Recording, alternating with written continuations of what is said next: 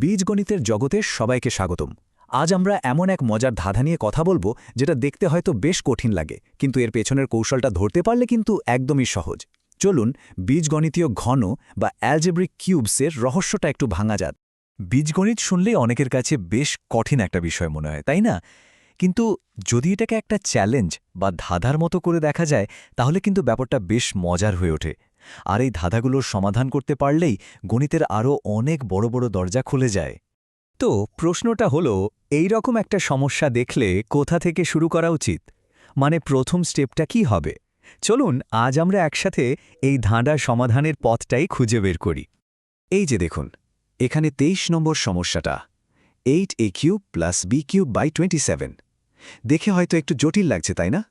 কিন্তু বিশ্বাস করুন, এই আলোচনাটা শেষ হতে হতে এই ধরনের সমস্যার সমাধান একদম পানির মতো সহজ মনে হবে। যে কোনো ধাঁধা সমাধান করতে গেলে কি লাগে? সঠিক যন্ত্রপাতি বা টুলস, তাই তো? বীজগণিতের বেলাতেও ঠিক তাই।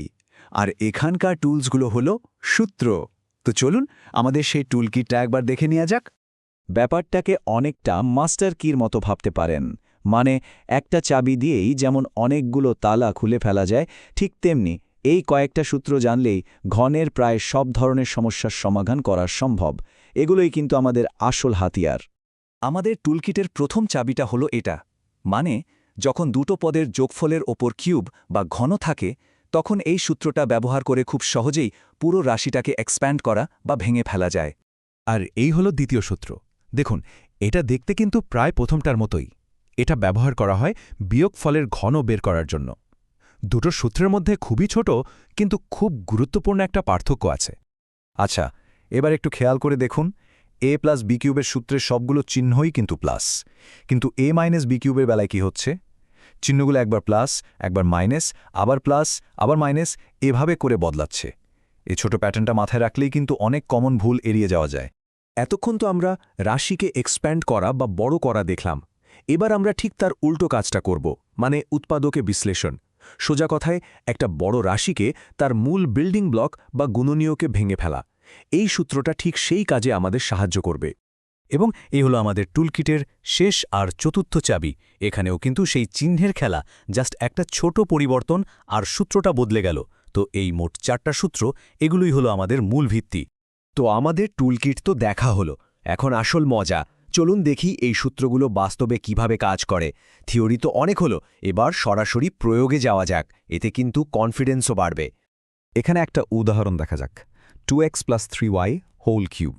আমরা যদি ধাপে ধাপে এগোই তাহলে দেখুন কি হয়। প্রথমে আমরা ঠিক করে নিলাম কোনটা a আর কোনটা b, তারপর সাবধানে সূত্রে মান বসালাম আর শেষে সরল করে ফেললাম।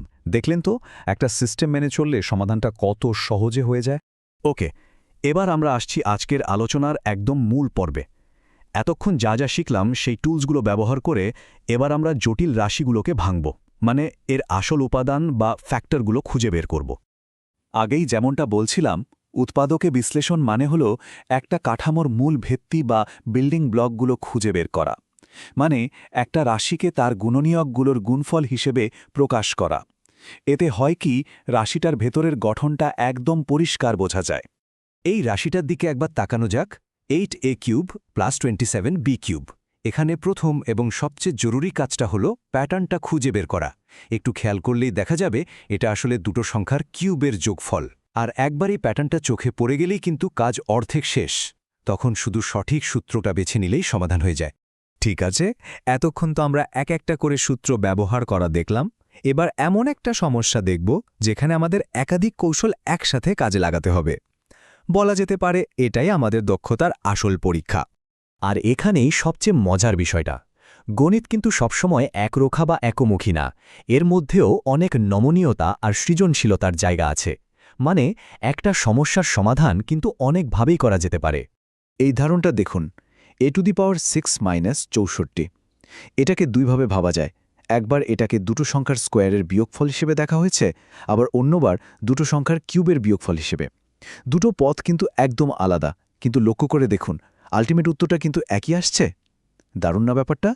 তাহলে পুরো ব্যাপারটাকে যদি আমরা এক জায়গায় করি, তাহলে মূল কৌশলটা কি দাঁড়ালো? সবচেয়ে 4টা ধাপ। 1. প্যাটার্নটা খুঁজে বের করা। 2. টুলকিট থেকে সঠিক সূত্রটা বেছে নেয়া 3 সাবধানে মান বসানো আর 4 সরল করে ফেলা ব্যাস এই কৌশলটাই হল বীজগণিতীয় ঘনের যে কোনো সমস্যা সমাধানের মাস্টার কি। আসলে আজকের আলোচনার এটাই ছিল মূল বার্তা। যে কোনো বড় বা জটিল সমস্যাকে যদি সঠিক পদ্ধতি দিয়ে ছোট ছোট সহজ ধাপে ভেঙে ফেলা যায় তাহলে সেটা আর কঠিন থাকে না। আর এই দক্ষতাটা অর্জন করতে পারলেই গণিতের পরের ধাপে যাওয়াটা অনেক সহজ হয়ে যায়। তো আশা করি এই আলোচনার পর বীজগণিতীয় ঘন নিয়ে ভয়টা অনেকটাই কেটে গেছে। এই নতুন দক্ষতাটা দিয়ে ভবিষ্যতে আরও বড় আর জটিল চ্যালেঞ্জের মুখোমুখি হওয়ার জন্য আমরা এখন অনেকটাই প্রস্তুত। এখন ভাবার বিষয় হল এরপর কোন ধাঁধা সমাধান করা যায়।